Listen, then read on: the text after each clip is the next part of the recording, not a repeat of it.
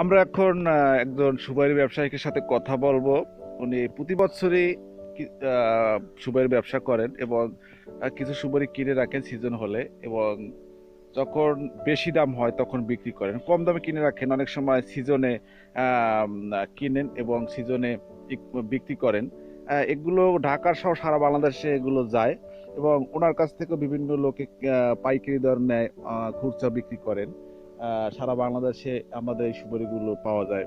আর এটা দক্ষিণ অঞ্চলের বরিশাল, খুলনা, পটুয়াখালী, ঝালকাঠি, কুয়াকাটা অঞ্চলে পাওয়া যায়। এছাড়াও বাংলাদেশ অনেক অনেক জায়গায় পাওয়া যায়। এখন আমরা সেই সুপারি ব্যবসায়ীদের সাথে কথা বলবো। ভাই, আপনার নামটা কি একটু প্লিজ বলবেন? হ্যালো, বলেন আপনার নামটা কি? আব্দুর রশিদ। আচ্ছা, আপনি যে এই সুপারি কি রকম কেনেন প্রতি বছর? কত পরিমাণ কিনে রাখেন এবং কিভাবে এগুলো মজুত করেন? এই 1010 কিনি। মানে 1010 কুড়ি, মানে না, 10টা হাজার। 1010টায় এক ঘা এরকমের, 20 ঘায় এক কুড়ি, হ্যাঁ, এরকমের 1000 কুড়ি আপনি কেনেন। আচ্ছা, এটা কি বেশি দামে আপনি বিক্রি করেন না কিরকম কেনেন? এক এক কুড়ির দাম আনুমানিক কত হয় এবং কিভাবে? কাঁচা গুলো কেনেন না পাকা গুলো? পাকা কিনি। সবগুলোই আপনি পাকা কেনেন, কাঁচা কেনেন না? না, মানে কাঁচা গুলো মজুত করা যায় না? না। ও আচ্ছা আচ্ছা, মজুত করা। আচ্ছা, আপনি এই সুপারি ব্যবসা কতদিন করেন? এই 7-8 বছর। আচ্ছা, এই সুপারি ব্যবসা করেন 7-8 বছরের মতো। হ্যাঁ, এতে কি আপনার লস লস না লাভ আছে? না, লাভ তো আছেই, খাটতে পারলে লাভ আছে না। মোটামুটি লাভ আছে না? হ্যাঁ, আচ্ছা, এই সুপারিগুলো আপনি কি কি ঢাকা চালান দেন, না আপনি পাইকারি দর বেচেন, না খুচরা বিক্রি করেন?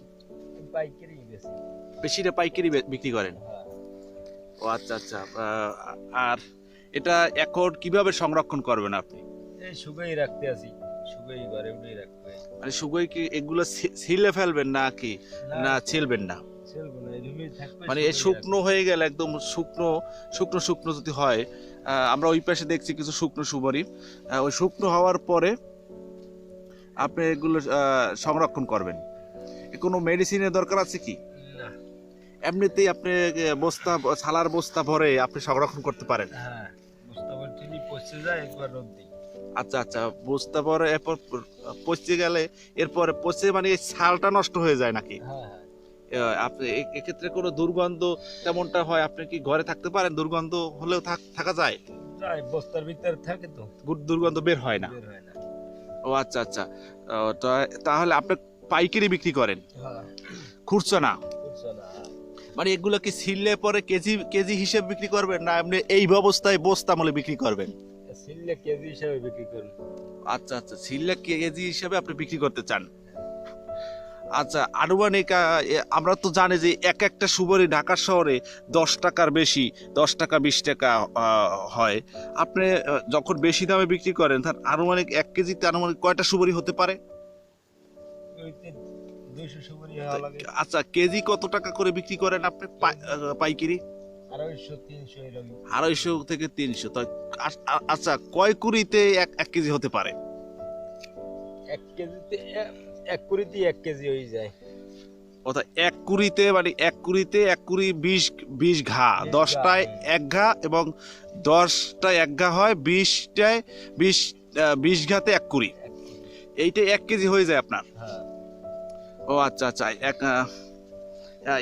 এই এক কুড়ি সুপারিতে ছিলার পরে হয় 1 কেজি। হ্যাঁ। 1 কেজি আপনি বিক্রি করেন 200, 250 বা 300 টাকার মতো। হ্যাঁ। আচ্ছা, আপনাদের কাছ থেকে তো ওরা নিয়ে অনেক টাকা বিক্রি করে, আপনি কি সেটা জানেন? এরা বিক্রি করবে না, এরা তো খুচরা বেচে। ও তাহলে আপনি কাঁচা, এখন যে পাকা গুলো আছে সুপারি গুলো রাখছেন, খুব ভালো দেখাচ্ছে, পাকা পাকা লাল সুন্দর সুন্দরই লাগছে সুপারি গুলো। এই সুপারি গুলো আপনি তখন বিক্রি করবেন। আর এখন যে রাখলেন, কত টাকা করে রাখলেন? এখন 250 টাকা, 200 টাকা, 220। ও তাহলে দেখা যাচ্ছে আপনি আরো 250 টাকা 300 টাকা যদি বিক্রি করেন, কেজি প্রতি দেখা গেলে আপনার 50 টাকা 60 টাকা লাভ থাকলো। তাহলে আনুমানিক কয় কেজি সংরক্ষণ করবেন আপনি, এরকম চিন্তা ভাবনা আছে? বলা যায় না।